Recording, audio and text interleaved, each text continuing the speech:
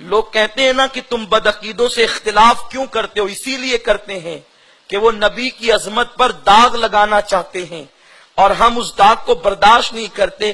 خدا نے جن کو معصوم بنا کر پیدا کیا ہو، یہ ان کو مجرم اور مجہول کرنا چاہتے ہیں معاذ اللہ۔ کیا آپ کو نہیں پتا آج تبلیغی جماعت کی چلت فرت لوگوں کے درمیان عام ہے، اور لوگ کہتے ہیں یہ نماز کی دعوت دیتے ہیں، جیسے شیعہ اہل بیت کا نعرہ لگا کر صحابہ کی توہین کرتے ہیں، ویسے ہی تبلیغی جماعت اور علماء دیوبند نماز کا نعرہ لگا کر رسول کی عظمت پر حملہ کرتے ہیں، نبی کی عظمت پر حملہ کرتے ہیں۔ کیا تم نے نہیں پڑھا مولوی اشرف علی تھانوی قرآن کا ترجمہ کرتے ہوئے یوں کہتے ہیں وَوَجَدَكَ ضَالًّا فَهَدَىٰ، اس کا ترجمہ وہ یوں کرتے ہیں کہ آپ کو شریعت سے بے خبر پایا تو ہم نے اپنی طرف راہ دی۔ اسی جماعت کا ایک مولوی یوں ترجمہ کرتا ہے کہ تم کو گمراہ پایا تو راہ دی، ایک یہ ترجمہ کرتا ہے کہ تم کو بھٹکا ہوا پایا تو راہ دی۔ نبی بھٹکے گا تو صراط مستقیم کس کو ملے گا؟ نبی بے خبر ہوگا تو باخبر کون ہوگا؟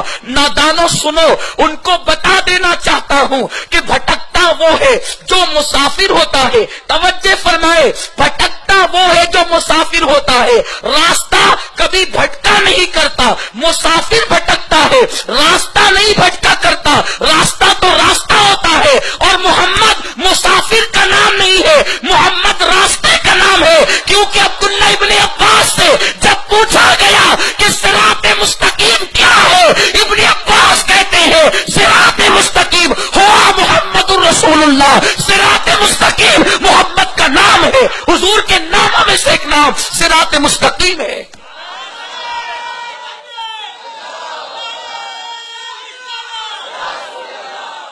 نادانو، مسافر بھٹکتے ہیں، راستہ نہیں بھٹکتا، راستہ تو مسافر کو منزل تک لے جاتا ہے۔ اور یہ بات عرض کر دینا چاہتا ہوں، محمد صراط کا نام ہے، صراط مستقیم کا۔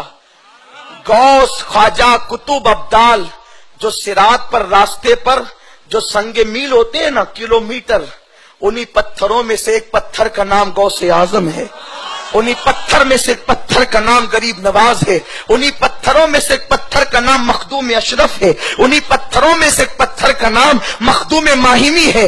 اب پتا کیسے چلے کہ ہم صراط پر چل رہے ہیں، سیدھے راستے پر چل رہے ہیں؟ تو بامبے کے راستے پر جب پتھر لگا ہوتا ہے کہ بامبے اتنے کلومیٹر، سمجھ جاتے ہم صحیح چل رہے ہیں، اور جہاں پتھر نہ ہو مطلب غلط چل رہے ہیں۔ تو محمد عربی تو صراط مستقیم ہے، لیکن اب چلنے والوں یہ دیکھو اس راستے پر تمہیں غوث اعظم ملتے ہیں یا نہیں ملتے، مخدوم اشرف ملتے ہیں یا نہیں ملتے، غریب نواز ملتے ہیں یا نہیں ملتے؟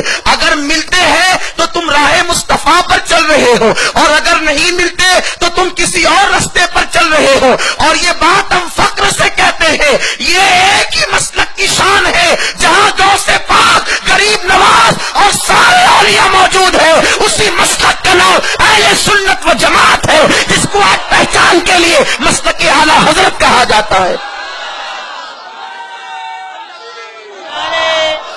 نعرہ تکبیر، نعرہ رسالت، مسلک اعلی حضرت۔ علماء فرقوں کے مولویوں کو چیلنج کر کے کہہ سکتے ہیں تم اپنی جماعت میں شیخ الحدیث، مفتی، مولوی، حافظ تو بتا سکتے ہو، لیکن ولی نہیں بتا سکتے، اس لیے کہ ولی صرف اہل سنت کی پہچان ہے۔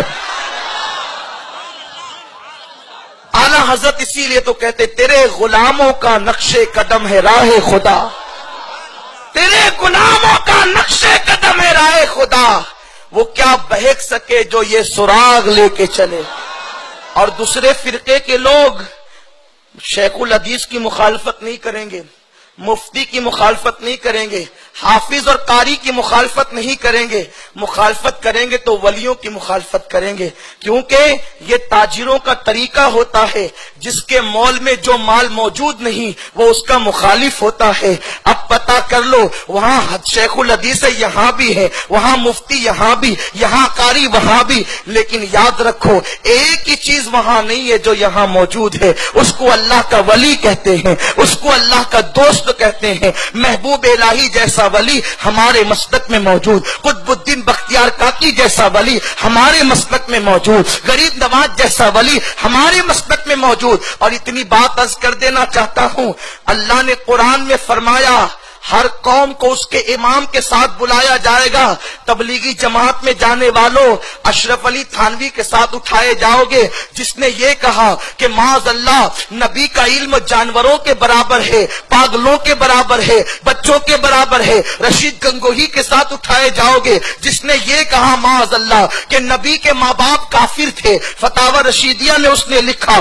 ایسے لوگوں کے ساتھ اٹھائے جاؤ گے، لیکن سن لو اگر اہل سنت کے سچے مسلک پر قائم رہے، اللہ فرماتا ہے ہر قوم کو اس کے امام کے ساتھ اٹھایا جائے گا، تو تمہیں امام حسین کے ساتھ اٹھایا جائے گا، تمہیں غریب نواز کے ساتھ اٹھایا جائے گا، تمہیں غوث پاک کے ساتھ اٹھایا جائے گا۔ ان کے جہنمی ہونے میں کوئی شک نہیں ہے، جیسے ان کے جہنمی ہونے میں کوئی شک نہیں ویسے امام حسین کے جنتی ہونے میں کوئی شک نہیں۔ ارے جس کو میرے نبی نے جنتی جوانوں کا سردار کہا ہے، اس کے جنتی ہونے میں شک کون کر سکتا ہے؟ اس لیے یاد رکھنا، اس پرانے مسلک کو پکڑے رہو۔